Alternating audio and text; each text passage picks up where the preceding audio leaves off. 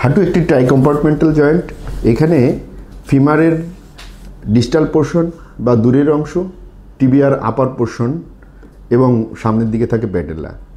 ফিমারের distal portion joint form করার জন্য এখানে একটি হায়ালিন কার্টিলেজ দ্বারা আবৃত থাকে, টিবিয়ার আপার পোর্শন হায়ালিন কার্টিলেজ দ্বারা আবৃত থাকে এবং প্যাটেলার পেছনের অংশ যেটা জয়েন্ট ফর্ম করে সেখানেও হায়ালিন কার্টিলেজ আবৃত থাকে। অস্টিওআর্থ্রাইটিসে এই হায়ালিন কার্টিলেজ ডিস্ট্র্যাকশন হয়। হায়ালিন কার্টিলেজ ডিস্ট্র্যাকশন হওয়ার জন্য যেটা হয়, হায়ালিন কার্টিলেজ এই স্পেসিমেনে দেখা যায় যে হায়ালিন কার্টিলেজ ডিস্ট্র্যাকশনের জন্য সাবকন্ডাল বোন এক্সপোজ হয়ে যায়। হায়ালিন কার্টিলেজের নিচে যে বোন পোর্শন আছে সেটা এক্সপোজ হয়, তখন ওইখানে ফ্রি নার্ভ এন্ডিং থাকে, রোগীর ব্যথা হয়।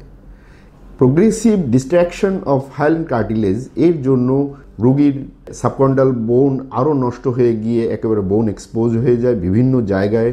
এই ফিমারের ডিস্টাল পোর্শন, টিবিয়ার আপার পোর্শন, প্যাটেলার পেছনের পোর্শন, এইখানে হায়ালিন কার্টিলেজ ডিস্ট্র্যাকশন হয়ে সাবকন্ডাল বোন কোথাও কোথাও এক্সপোজ হয়, কোথাও কোথাও বোন ইটসেলফ এক্সপোজ হয়ে যায় এবং রোগীর সিভিয়ার পেইন হয়, উঠতে বসতে ব্যথা হয়, হাঁটতে চলতে ব্যথা হয়। এই স্পেসিমেনের যে স্টেজগুলা, এই স্টেজগুলা উপর ভিত্তি করে আমরা চিকিৎসা পদ্ধতিটা নির্ণয় করে থাকি।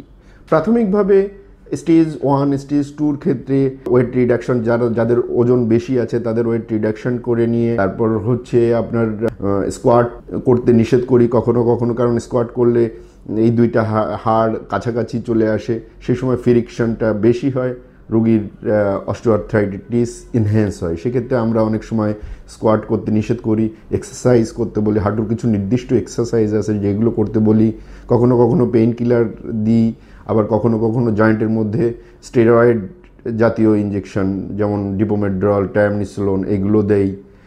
এবং অনেকাংশে দেখা যায় যে আর্থোস্কোপিক জয়েন্ট ল্যাভাস একটা টার্ম আছে, আর্থোস্কোপি করে জয়েন্ট ল্যাভাস করে আমরা অনেক সময় কন্ডোপ্লাস্টি করি, অনেক সময় যে জেল জাতীয় একটা ওষুধ আছে যেটা আমরা জয়েন্ট ল্যাভাস করে ওই ওষুধটা দিই, রোগীকে এক্সারসাইজ করাই এবং অনেকাংশেই সেটা সমাধান হয়ে যায়।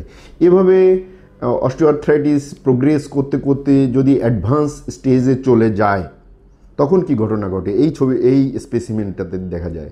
অ্যাডভান্স স্টেজে গেলে এই পরিমাণ বোন এক্সপোজ হয়ে গেলে সেক্ষেত্রে জয়েন্টে ইঞ্জেকশন, স্টেরয়েড বলেন বা আর্থোস্কোপিক জয়েন্ট ল্যাভাস বলেন বা অন্যান্য পদ্ধতি করেও কোনো লাভ হয় না।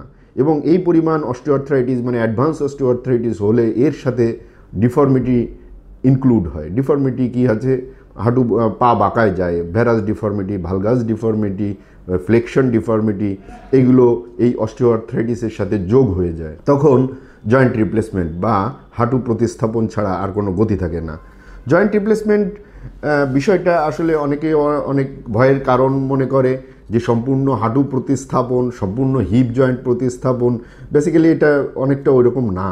এটা হচ্ছে যে জয়েন্টটা এক্সপোজ করে, যেমন আমি আগেই বলেছি টিবিয়ার আপার পোর্শন যে হায়ালিন কার্টিলেজ আবৃত অংশটা আমরা ফেলে দিই, ফিমারের ডিস্টাল পোর্শনের হায়ালিন কার্টিলেজ আবৃত অংশ ফেলে দিয়ে আমরা এরকম টিবিয়াল একটা বেসিন তৈরি করি, টিবিয়াল বেসিন ইনসার্ট করি, ইনসার্টর দিই এবং ফিমারের কম্পোনেন্টটা লাগিয়ে দিই এবং ultimately knee joint will acts as previous. So thank you very much.